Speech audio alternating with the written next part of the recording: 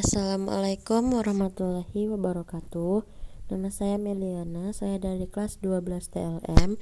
Di sini saya akan menjelaskan materi PJBL atau tugas PJBL, yaitu kimia klinik, bakteriologi, imunoserologi, hematologi, parasitologi, PKK produktif, PKK KWU, dan matematika.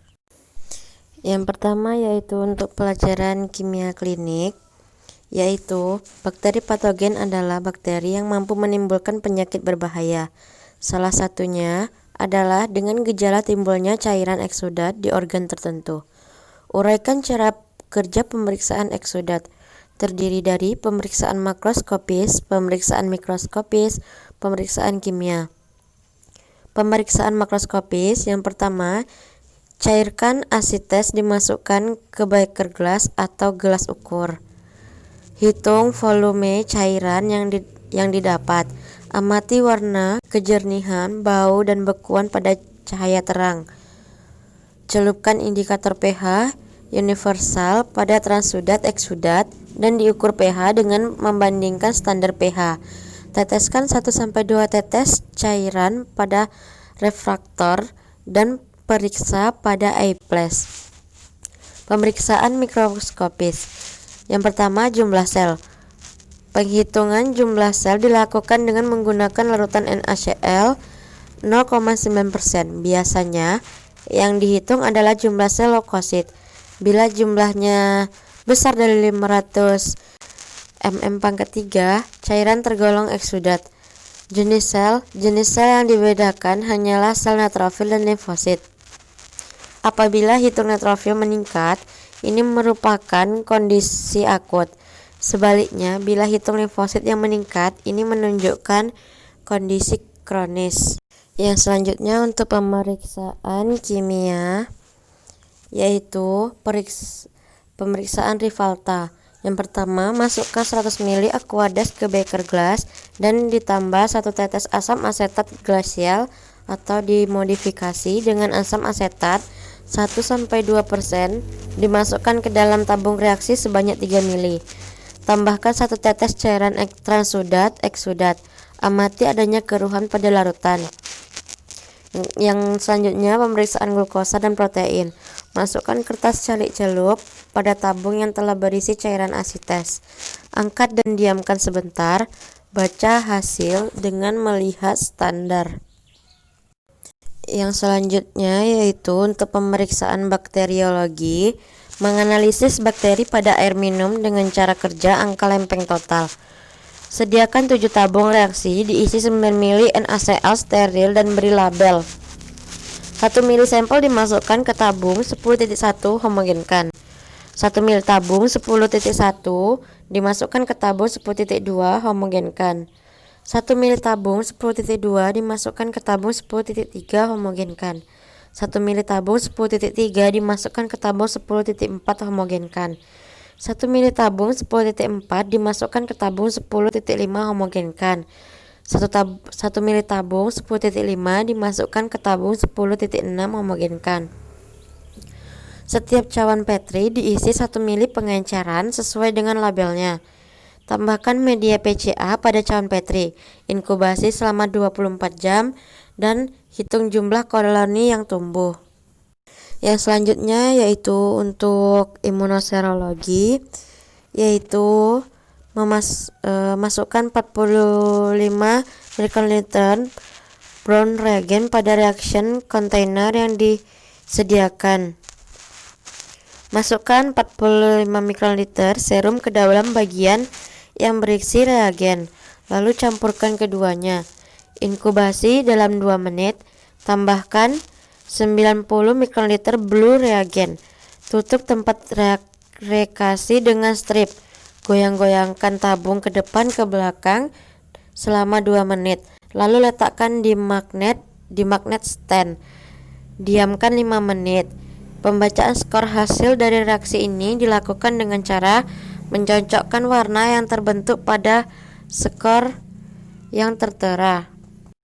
Yang selanjutnya untuk pelajaran Hematologi, yaitu parasit juga dapat menyebabkan keadaan fal hemostatis terganggu. Jelaskan salah satu contohnya, yaitu malaria. Malaria merupakan penyakit yang disebabkan oleh parasit.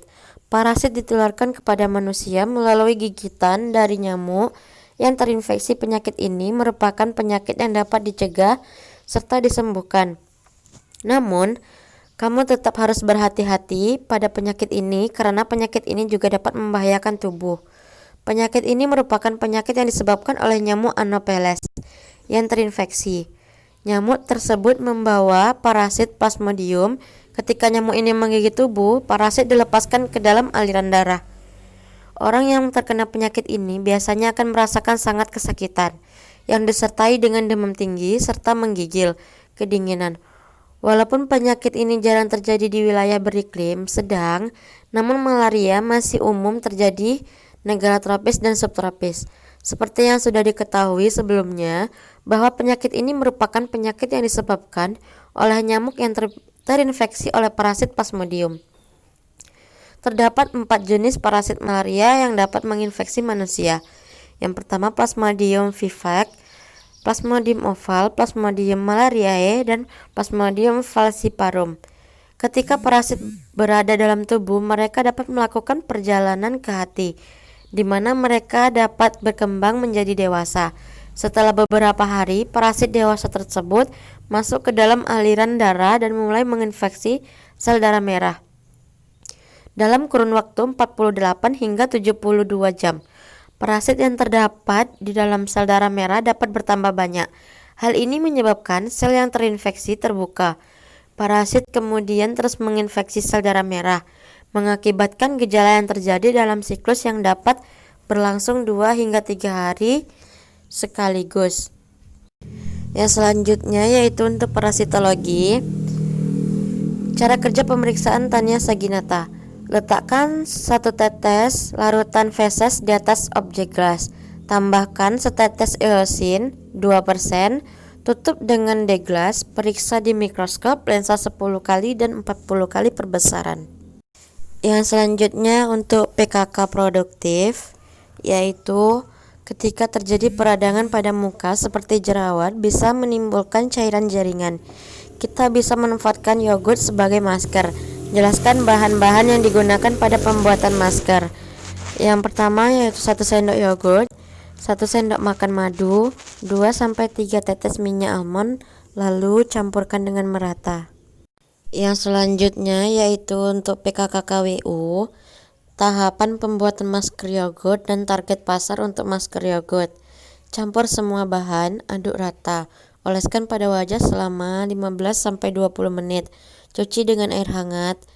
Target pasar untuk masker yogurt seperti kalangan remaja, pelajar, mahasiswa, pekerja, sekitar umur 16 hingga 35 tahun. Yang selanjutnya untuk matematika, yaitu Meliana membuat masker yogurt yang dikemas dalam wadah.